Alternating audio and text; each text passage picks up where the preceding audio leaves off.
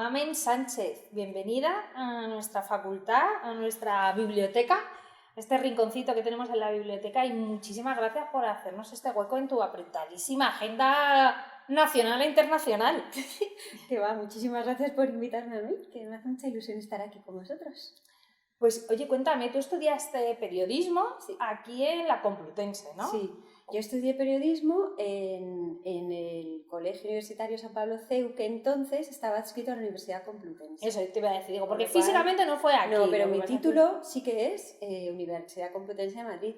Y luego además hice doctorado, no, o sea, hice nada, un año, unos cursos de doctorado, pero bueno, fue muy interesante aquí en la Complu. Y luego además tienes también estudios en el extranjero, ¿verdad? Sí, porque solía hacer cursos de verano y como lo que más me gustaba era la literatura, la comunicación, pues estuve en Inglaterra y estuve en Francia.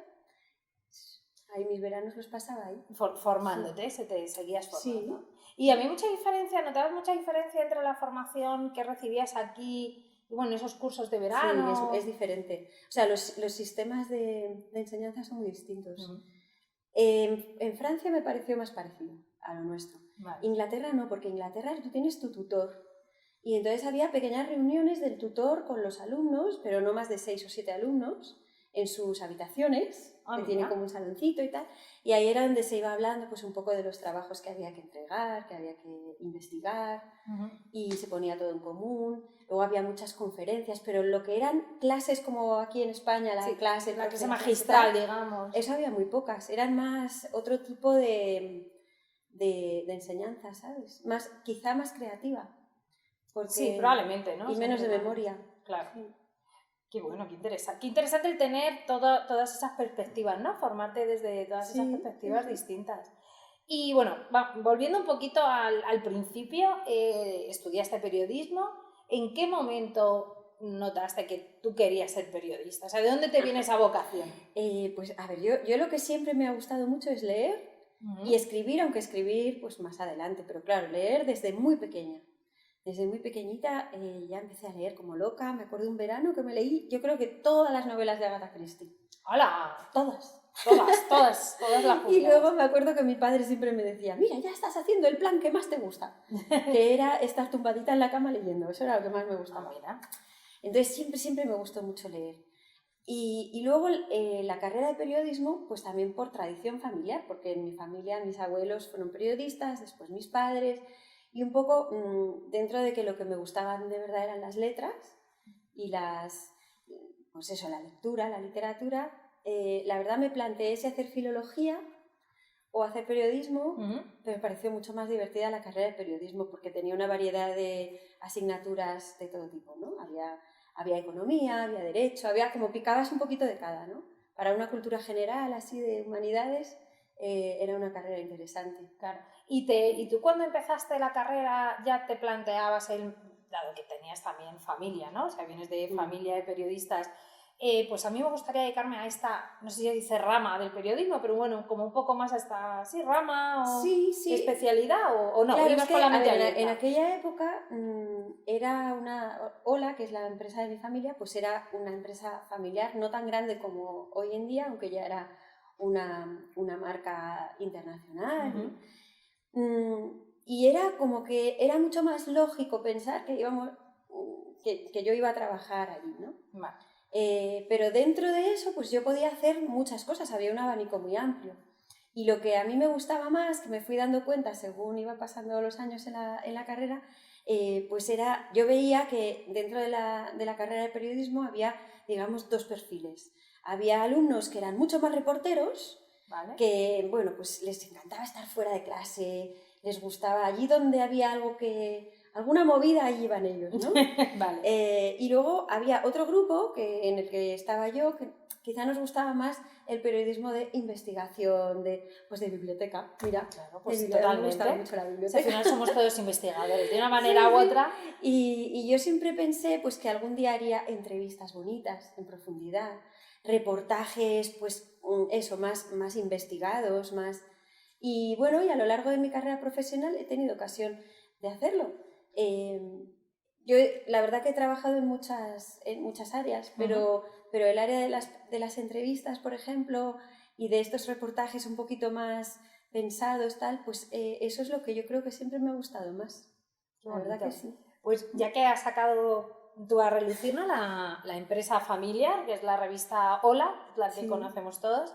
Yo es la única que me leo, por supuesto. Qué mentirosa eres, Lara. No, es verdad. ¿Tú no te has leído un Hola? Que yo, Lola, te prometo, te puedo decir también que es la única que me compro cuando me voy a la playa. Porque yo digo, yo revistas de estas de cotilleos, lo siento, pero no, pero Lola, sí que me lo compro. Entonces has cambiado, ¿eh? Porque al principio dijiste, no, es verdad. Yo eso tan pija no lo leo.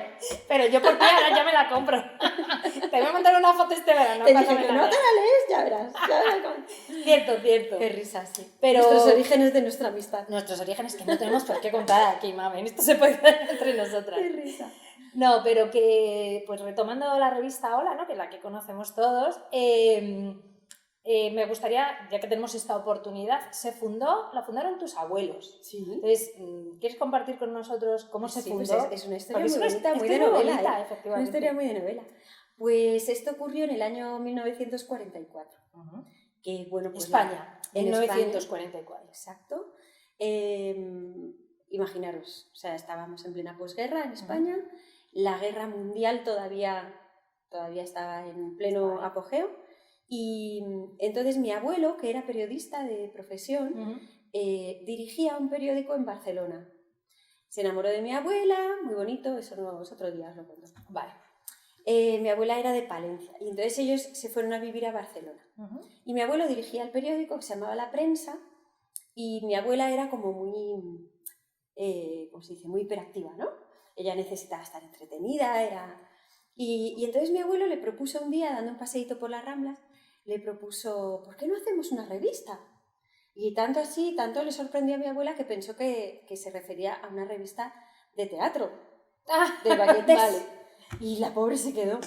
Y no, una revista donde pues pongamos fotografías bonitas, de películas, de gente interesante, Y así empezaron en su casa, por las tardes, porque mi abuelo se iba al periódico por las mañanas, llegaba a casa a la hora de comer, y después de comer, pues ahí se sentaban los dos, y era como un hobby, y se ponían a hacer su revistilla, que decían ellos, nuestra revistilla, en la sala de estar. En la sala de estar. ¿En la mesa camilla? Sí, más o menos, y con un método bastante casero de tijeras y papel celo. Claro. Hombre, es verdad que mi abuelo tenía ya un conocimiento de lo que era la edición de un periódico, en su caso, pero claro, pues conocía las imprentas, conocía a los periodistas, o sea, él tenía ya una base, ¿no? Y entonces, pues, utilizando un poco esos recursos que él conocía, empezaron con esta revista que, bueno, le llamaron Hola, porque se supone que era un saludo. Ellos yo creo que siempre tuvieron la idea de poder abrir un poco una ventana, ¿no?, al mundo, a lo que había ahí fuera, y descubrir pues la belleza, el color, la alegría. Había muchas ganas, yo creo, en España, ¿no?, de todo eso. Sí. Después de la guerra, de lo mal que todas las familias le habían pasado, y así empezó. Y así se empieza una revista. A ver, sí, si alguien quiere fundar una revista, pues ya sabe cómo tiene que empezar. Sí, se enamora, se casa, se... Pues ya, nada, todo súper fácil hoy en día, todo facilísimo. Sí, muy graciosos. Pues con, la verdad, pocos recursos, porque a los 5 números, era semanal, Hola desde siempre, a los 5 números ya habían gastado todo el presupuesto. Todo su presupuesto. Sí. ¿Y cómo siguieron entonces? ¿Qué pasó ahí? Muy agobiados. Claro. Porque, bueno, pues hicieron números para poder equilibrar un poco los gastos y los ingresos, y se dieron cuenta de que uno de los gastos mayores de la revista era que la portada era una ilustración. Era una ilustración de un artista, ¿no?, que hacía su dibujo, y era muy caro. Entonces, pues nada, con mucha pena, pues tuvieron que cambiar al dibujo ese tan precioso, y pusieron la fotografía de Clark Gable. Ah, mira. ¿Por qué? Pues porque era una revista muy grande. En aquella época las fotografías no tenían mucha calidad. Para ese tamaño tan grande, pues lo único que encontraron que pudiera servir eran los fotogramas de las películas de Hollywood que venían de Estados Unidos, que tenían una calidad maravillosa, porque los utilizaban para las marquesinas, para las marquesinas de los cines y tal. Y a ellos les llegaban pues por las agencias de entonces. Y la primera portada, que no fue un dibujo, fue Clark Gable. Empezó bien, por todo sí, lo alto. Y entonces ellos dos salieron ese día, pues un poco, siempre salían, cuando salía la revista, pues siempre salían a ver si se compraba, si la gente la compraba, tradición que hemos seguido en mi familia. Mi padre y yo íbamos al Vips, por ejemplo. Muy bien. A ver qué tal, a ver si vendían alguna. Me decía mi padre, vamos a ver si vemos vender algún Ola. Y decía, vamos, venga. Y veíamos vender 2 o 3 y volvíamos a casa. Y mis abuelos pues se fueron a la Rambla de Barcelona y iban un poco tristes pensando que qué pena su revistilla tan bonita. Y ahora pues ya no era tan bonita. Y de pronto ven a todas las señoras de Barcelona, venga a comprarse el Ola, venga a comprarse el Ola, ¿Por qué? Pues porque, claro, les había encantado Clark Gable. Claro, mucho más que cualquier dibujo. Sí, es que yo a lo mejor también la voy a comprar. Claro, así de grande, Clark Gable así de grande, pues lo pusieron en sus casas a adornar sus dormitorios. ¿Qué picaras ellas? Hombre, que esto no es nuevo, esto no hemos inventado nada. Sí. Tú además, antes de entrar en tu otra faceta, porque esto es de periodista, y tienes otra faceta como escritora, que ahora después hablaremos de ello, pero por terminar un poquito la sección del Ola, si quieres, tú eres directora, ¿no? O sea, no sé, directora junta de Ola España y directora de Ola México. Entonces también hay Hello, ¿no? En Gran Bretaña. Muchísimos, mira, o sea, propiedad de Ola, del grupo Ola, tenemos el Ola de España, el Hello de Reino Unido, el de México y el de Estados Unidos. Eso es propiedad. Y luego tenemos en contratos de franquicias muchas otras cabeceras en muchos países. Creo que ahora tenemos como 14 o 15 países y en 11 idiomas. Claro, eso es que es una... Y luego ya, claro, a eso le unes, porque todo esto que hablamos es papel, pero es que ahora ya no solamente hay papel. Digital... Claro, es que ahora tenemos páginas web, pues eso, en los mismos países, en 11 yo sigo países. hasta en Instagram. Es que es muy divertido el Instagram de Lola, es que es muy divertido. Hombre. Que yo sé quién lo hace, Rafa, y es un encanto. Pues, y tú como, claro, tú por un lado tienes la información, ¿no? de España y de México directamente, y bueno, y de todo lo demás, por supuesto, también.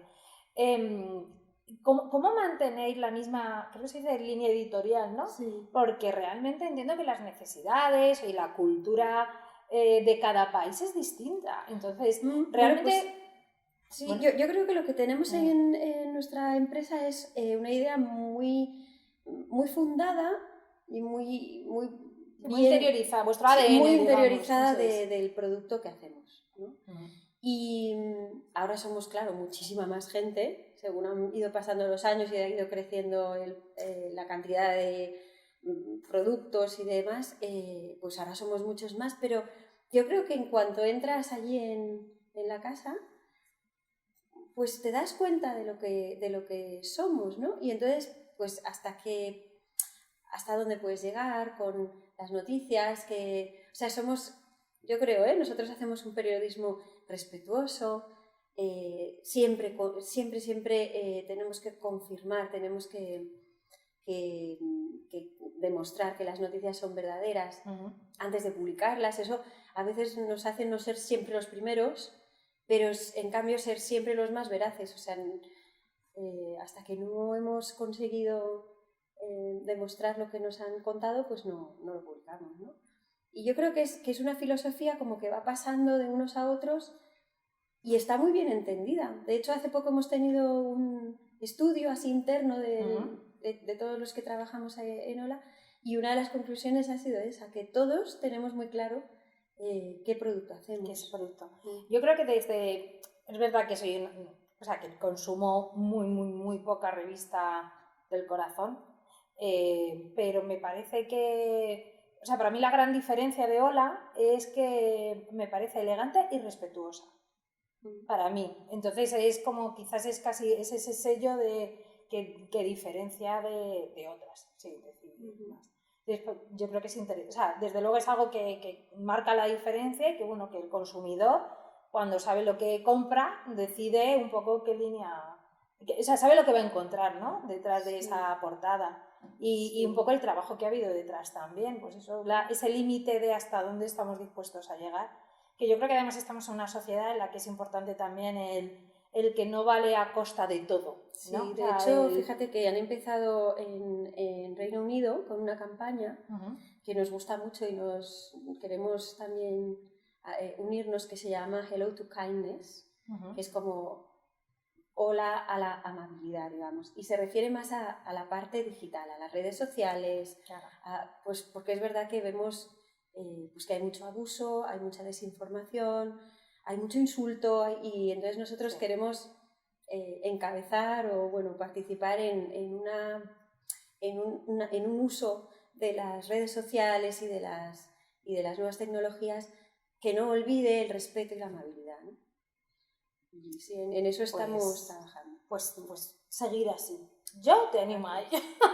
Porque fíjate que te digo que también es verdad que es un sector que es delicado, porque muy estás complejo. hablando, claro, si habláramos de teléfonos móviles o de neveras, pero como hablamos de personas, de vidas personales, pues hay que ser mucho más cuidadoso, porque claro, tienes que pararte un poco, ¿no? A pensar, si yo escribo esto, pues voy a hacer un bien o voy a hacer un daño. Pues eso se llama responsabilidad emocional. Nosotros abogamos por esa responsabilidad emocional desde el periodismo también. Sí. Todos como personas individuales, pero también desde el trabajo, ¿no? Sí. Bueno, cambiamos de rol. De tercio, a la otra. Vamos a tu otra faceta. O sea, claro, hemos hablado de sí. periodismo, de que esa vocación, ¿no?, del periodismo también te viene pues por la familia, por esa empresa familiar tan estupenda que tenéis, y bueno, también eres escritora. O sea, en el año, lo tengo apuntado que no lo quiero decir mal, en el año 2007 o 2007 se publicó Gafas de sol para días de lluvia, que fue tu primera novela, pero después has ido publicando novelas tanto, no sé si se dice para adultos, pero novelas que parece que tiene otra connotación que no es de ficción, ¿vale? Novelas de ficción, pero también novelas infantiles, sí, ¿no? Cuentos infantiles. Entonces, ¿qué ocurrió para que, no sé, cuál fue ese empujón para empezar a escribir? Empecé a escribir haciendo casi un juego con unos compañeros de clase, también de la Complutense, Mira. Que todo queda en casa. Claro, que a todos nos gustaba mucho escribir, cada uno un poco diferente, porque uno de ellos escribe más para teatro, pues yo escribo un tipo de ficción que le llaman de bienestar, de well-being, ¿sabes? Como cosas fresquitas, alegres, y otra de mis amigas, en cambio, pues es como mucho más seria y más es una literatura más pesada, tiene más peso específico, ¿no? Y bueno, pues cada uno así un poco haciendo lo que sabíamos o podíamos hacer, decidimos que todos los martes nos íbamos a juntar a tomar un café con los deberes hechos. Teníamos que leernos por lo menos 6 páginas de algo que hubiéramos escrito. Y fue muy divertido. Y así empezó, pues como un juego, como te digo, porque yo empecé a escribir algo que no sabía si iba a ser nada, o un relato corto, o de repente se convirtió en una novela. Fíjate, de repente llevaba 250 páginas. Así, de repente. Así. Y entonces también, pues ahí entra ya el factor suerte, ¿no? Porque ya terminé la novela, no sabía muy bien qué hacer con ella, si mandarla a alguna editorial. Yo no sabía, ni siquiera sabía si la quería publicar, me daba, no sé, cuál era la sensación. Conociéndote, creo que pudor. Pues pudor. Puede ser el término. Pudor, vergüenza de... ¿Sabes? Es que cuánto daño han hecho los grandes escritores. Cuánto daño han hecho. Pero luego todavía tú no te atreves. Claro, tú dices, madre mía, ya no. ¿Cómo voy a sacar yo esto si existe Shakespeare o existe Cervantes? Tía, no. Bueno, pero cada uno a lo suyo, también te digo. Sí. Entonces, bueno, pues tuve ahí una suerte increíble, que fue que un amigo leyó el manuscrito y otro amigo de él, que era editor, estaban justo en aquel momento fundando una editorial nueva y estaban buscando autores noveles, y aparecí yo. Y mira qué suerte. Y mira qué suerte. Sí, bueno, porque normalmente para que te publiquen un manuscrito es súper difícil, ¿eh? O sea, tuvo que haber ahí una suerte increíble. Bueno, yo creo que es suerte, talento, porque si fueras mala, pues no mira, te la hay gente publicado. Con muchísimo talento y no publica. Eso también es una conversación muy parecida a esta, ya la hemos tenido en la grabación de esta segunda temporada, y hablábamos un poco también de esto, o sea, de hasta qué punto es suerte, hasta qué punto es suerte con talento, porque es verdad que sí, solo suerte no vale para nada, espero. pero sí, no, hombre, evidentemente, o sea, pero también yo creo que estuve en el sitio indicado en el momento indicado. Y bueno, pues a este editor le gustó, me pareció, y la verdad es que luego fue un éxito, ¿eh? Fue un exitazo, porque salió esa novela, le dieron muchísimo apoyo, también porque coincidió con el lanzamiento de la editorial, o sea, y se le dio mucho apoyo a los primeros autores de esa editorial y se vendió fenomenal, fenomenal. Y a partir de ahí, pues he seguido teniendo ideas, ganas de escribir. Y no sé, pues he escrito. Bueno, y dedicación. Uno cada 2 años. Eso te iba a decir, digo, porque yo sé que tú tienes una rutina de levantarte muy temprano, sentarte todos los días, X tiempo. Cuando estoy escribiendo, sí. Mira, Lara, es como un parto, hija. Más o menos. Se hablan de los mellizos. Pues sí, porque llegamos, o sea, cuando tú ya tienes una idea en la cabeza y ya quieres contarlo y empiezas a escribirlo y ves que sí, que fluye, que va por ahí, que se empiezan a enredar las tramas, que empiezan a aparecer personajes a lo mejor que ni siquiera habías pensado hasta el momento en el que aparecen y empiezan a cobrar vida y empiezan a crecer y entonces te empiezas a apasionar hasta tal punto que ya es casi obsesivo. Cuando yo estoy escribiendo voy con un cuaderno y entonces me puedo haber quedado atascada en una palabra por la mañana y todo el día dándole vueltas ya, ¿sabes? Como que los ojos... Y dices, pero si existe, esta palabra existe, no doy con ella. Así, y es un proceso que en mi caso dura un poquito menos de un año, 8 o 9 meses. Más o menos. Y hasta que por fin, ¿sabes? Ya has soltado todo lo que tenías que contar y entonces te quedas vacío. Te quedas como... Y entonces la promoción. Sí, es que esa parte ya es más diferente, o sea, ya no es tan apasionante. No la verdad.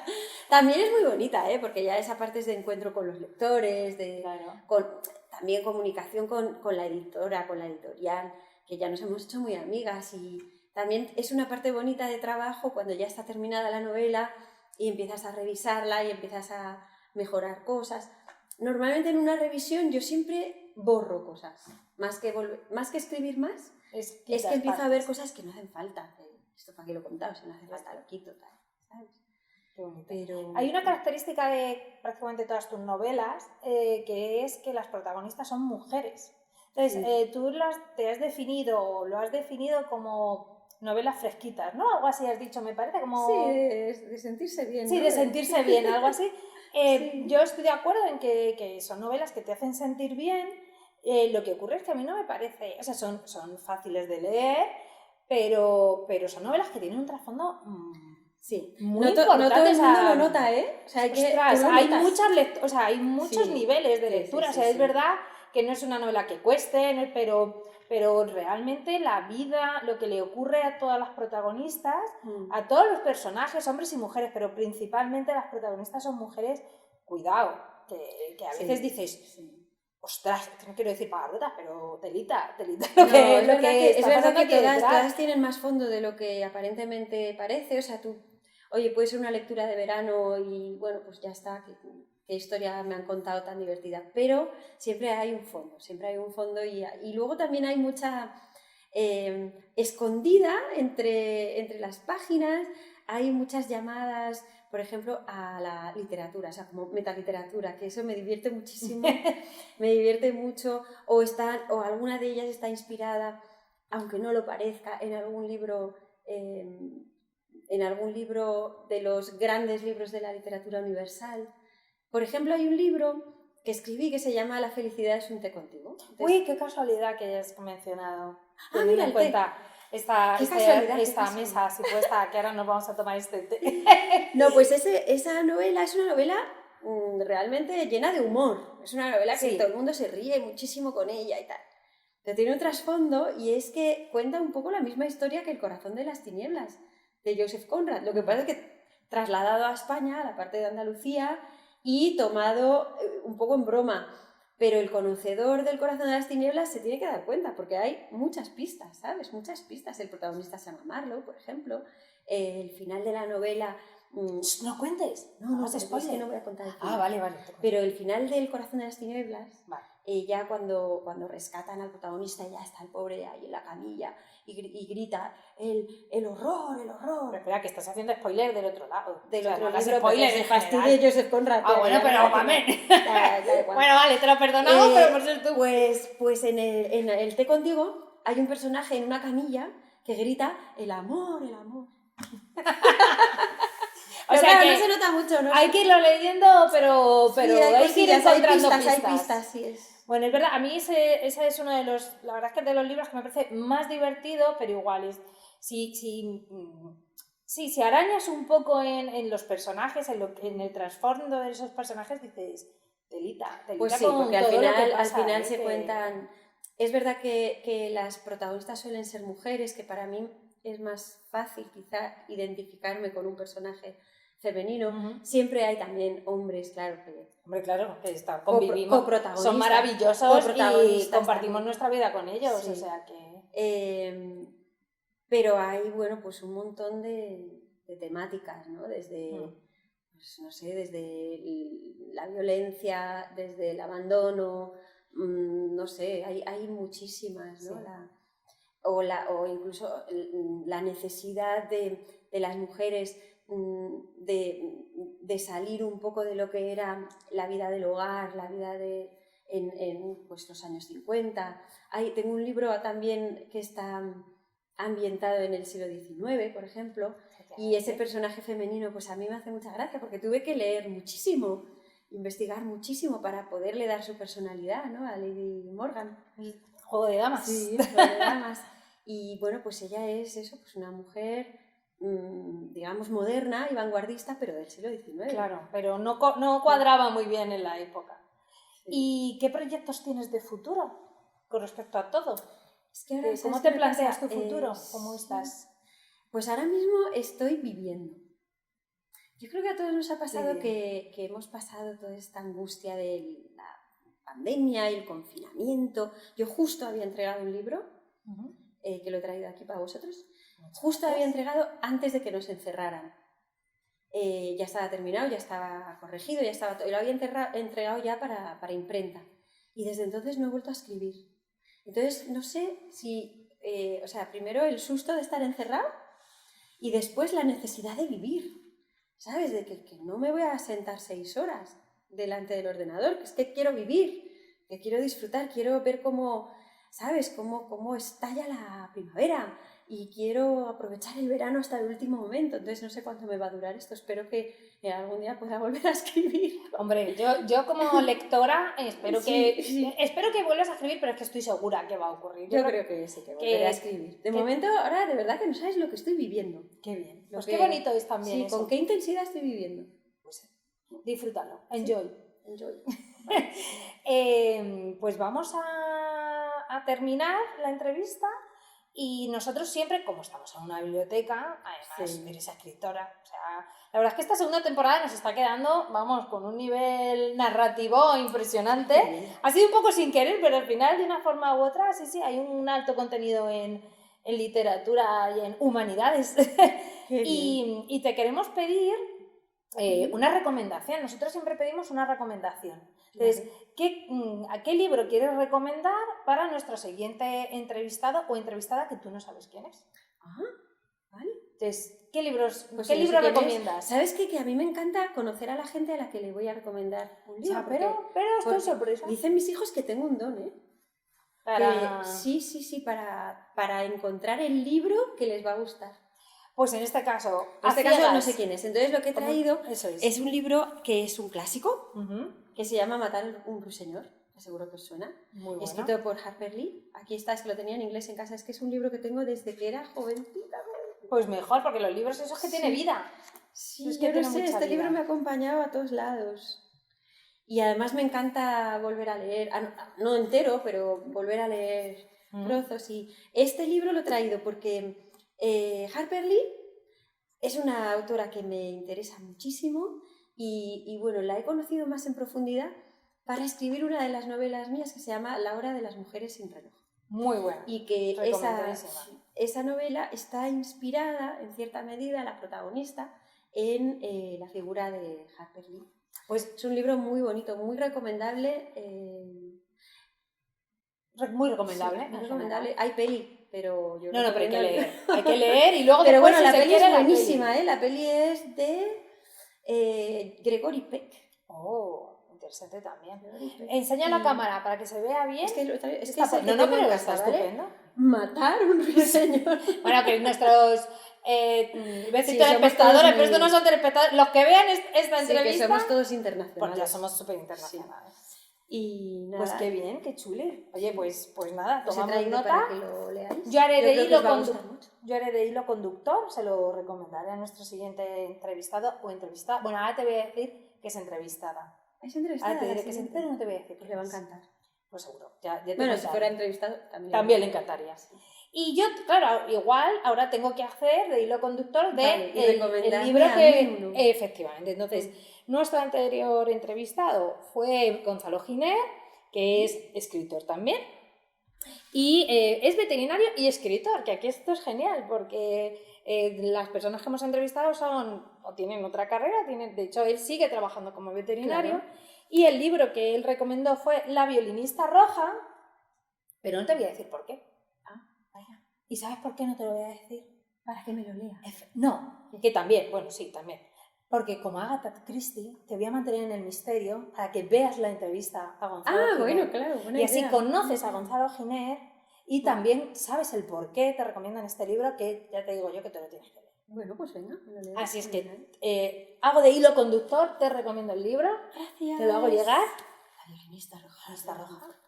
Y me tienes que prometer que te llevas a ver la entrevista, por supuesto. Sí, sí. Para que conozcas Pero a te lo Gonzalo, prometo. súper majo. Tú te vas a leer el Lola, ¿no? Y yo me voy a leer el Lola. Yo me leo el Lola. Y dale, que yo ahora todos los veranos, cada vez que me voy de vacaciones, sí te digo que en vacaciones, que yo así en mi día a día no me lo leo.